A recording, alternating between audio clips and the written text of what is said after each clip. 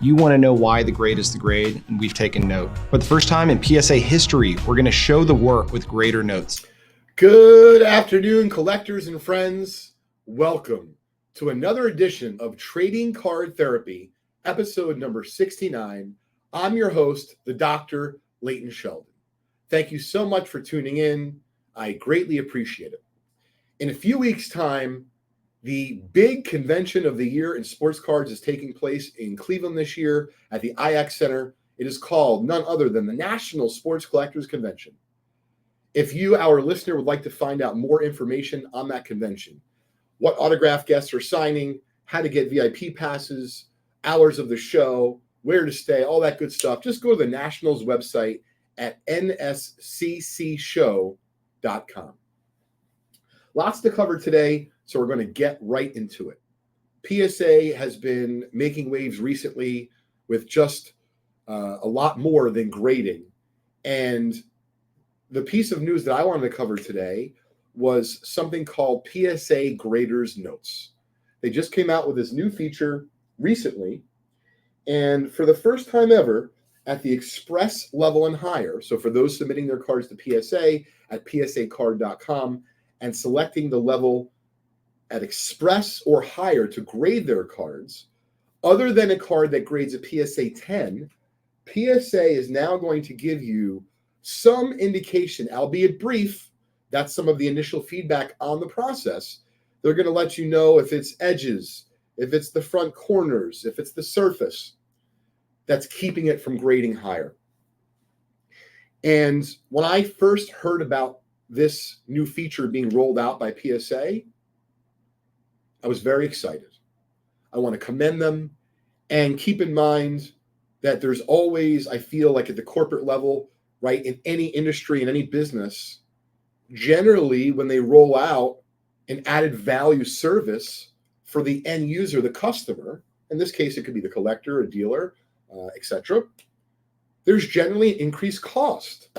So thank you, PSA, for being a little bit more transparent, making it a little bit easier, whether it be you're a novice, you're a savvy longtime collector, a dealer, or an investor, to know maybe why the card didn't necessarily grade higher. I really appreciate that. And of course, not having to pay additional for that service, at least as of yet, I think is a wonderful added value feature from PSA, and I wanted to commend them for that. I've also been checking out some of the initial, if you will, PSA graders notes that whether it be fellow friends of mine that are dealers or collectors have told me about. And then I wanted to reference my really good buddy, Leon, who'll be at the National this year. Leon is the owner of net54baseball.com. It is a baseball card message board for vintage baseball card collectors, such as myself, such as, other dealers, and even investors follow that community, even if they don't post. I went to dinner with someone last night who's really a pack collector. Shout out to my friend Larry. And he follows Net54. I was very surprised. So anyway, there was a post on Net54. On the one hand, everyone's excited about these new PSA graders notes. I did see some criticism, so I wanted to address that here. The criticism that I've seen so far about the PSA graders notes is that it's not specific enough. There isn't enough information.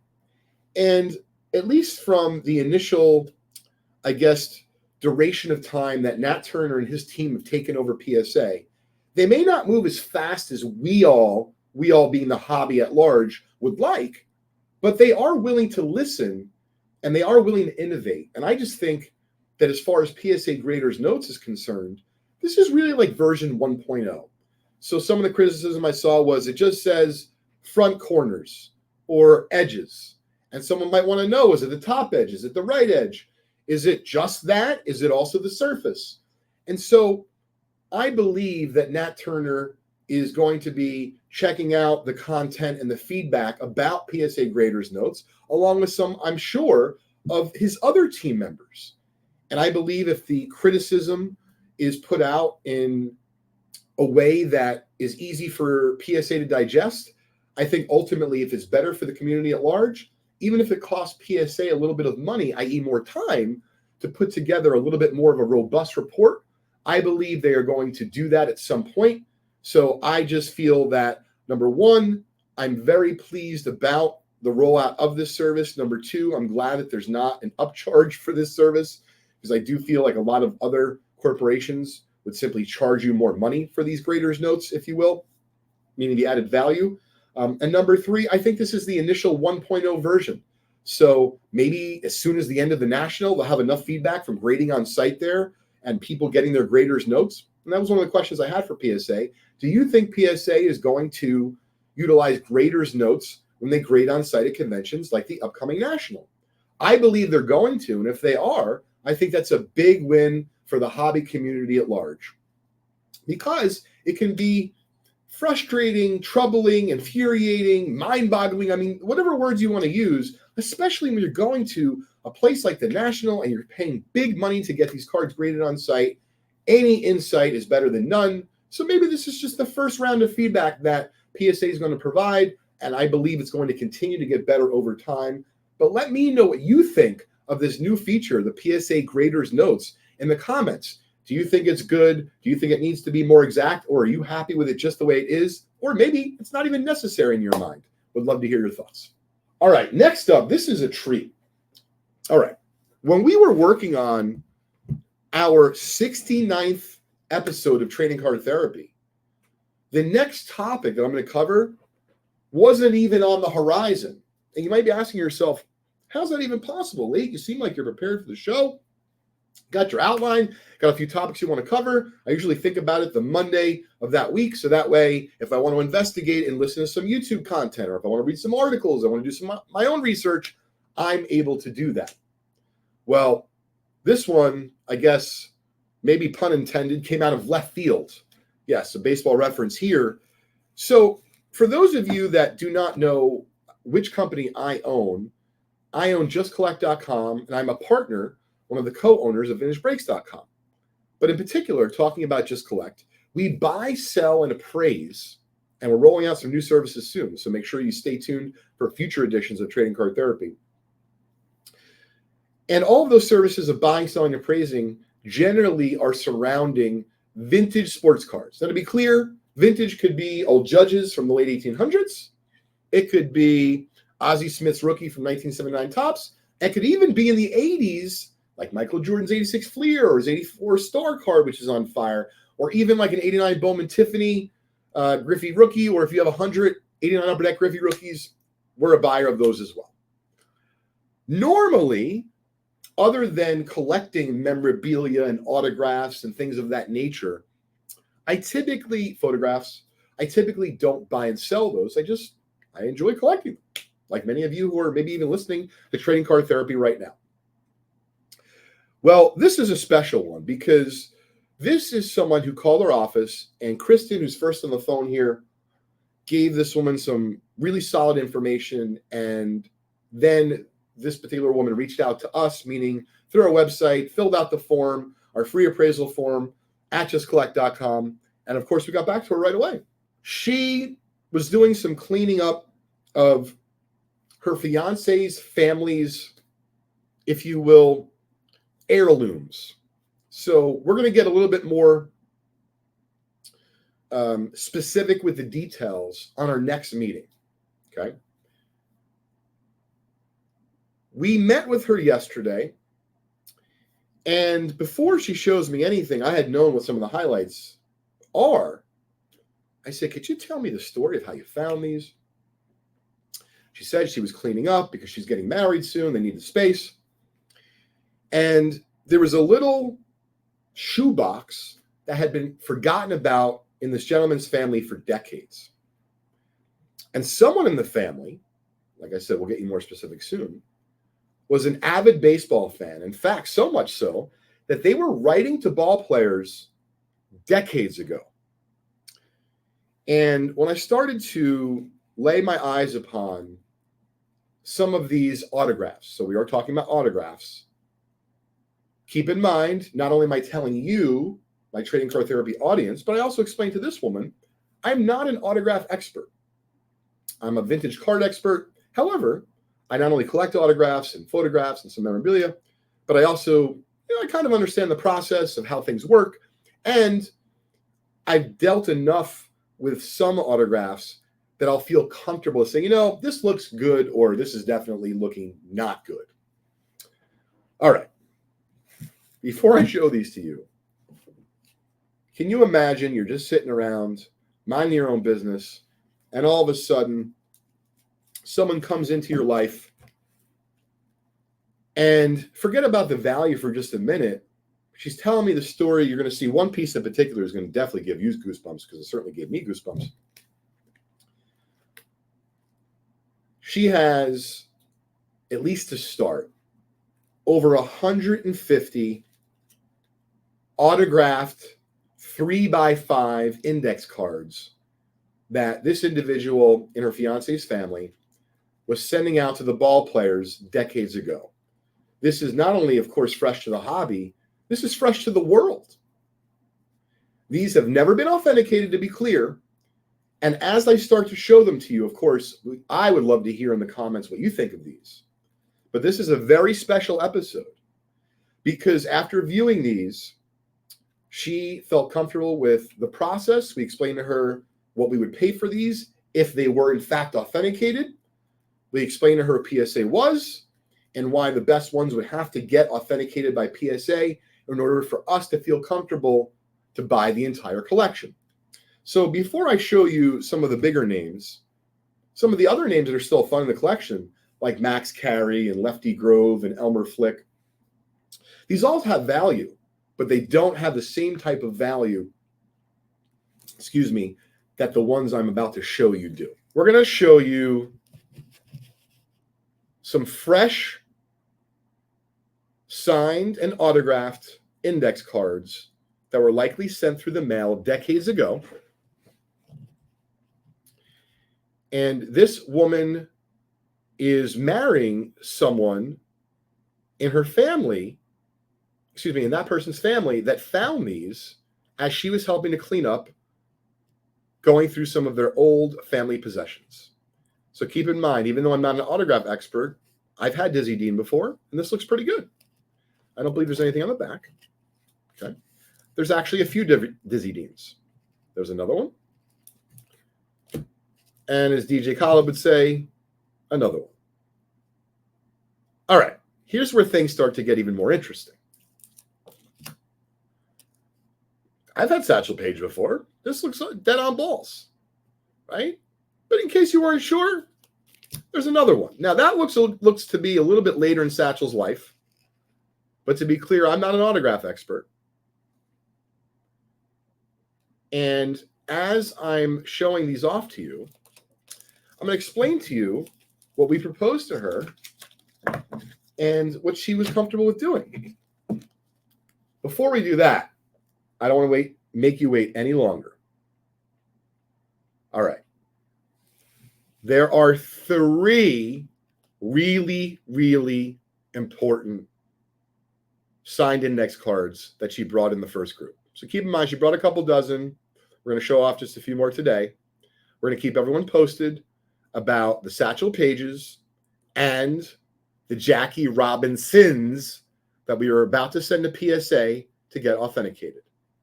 So here you go. This is Best Wish or Best Wishes, Jackie Robinson.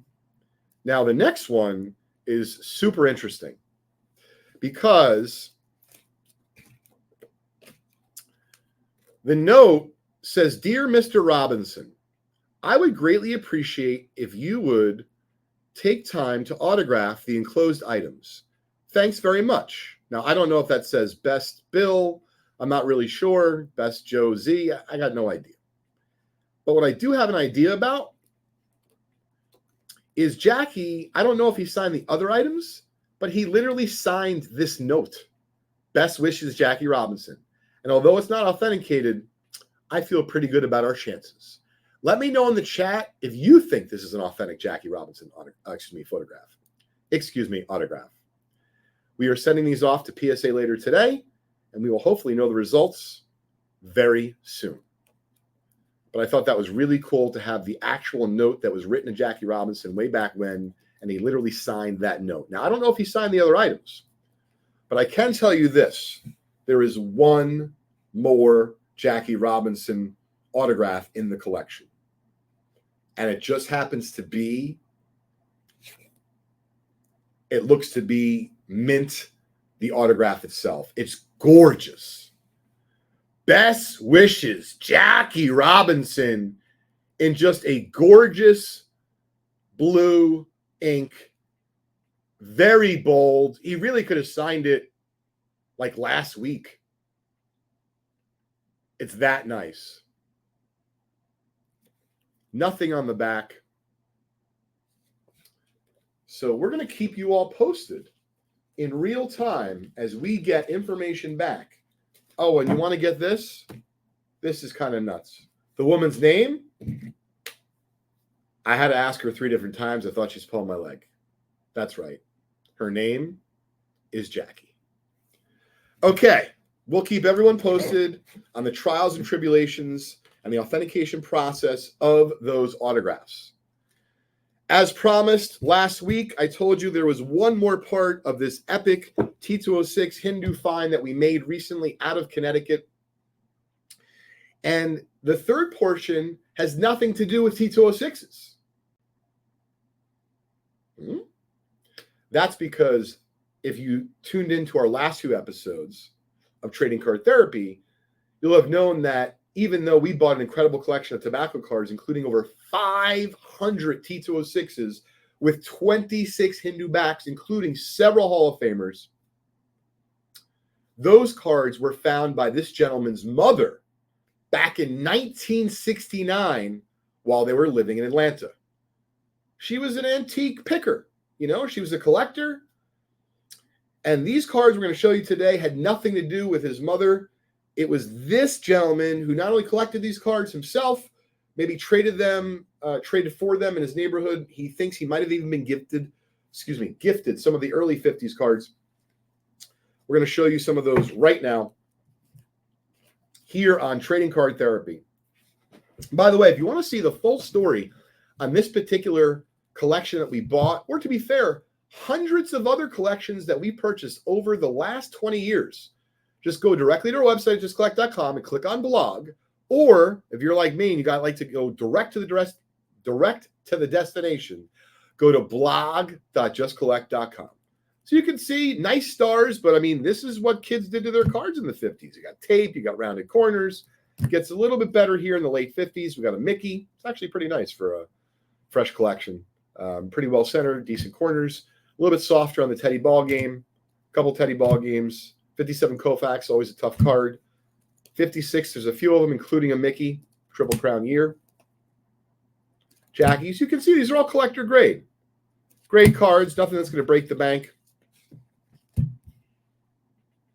And by the way, if you're someone who listens to our podcast, Trading Card Therapy, on Apple or Spotify, we greatly appreciate it.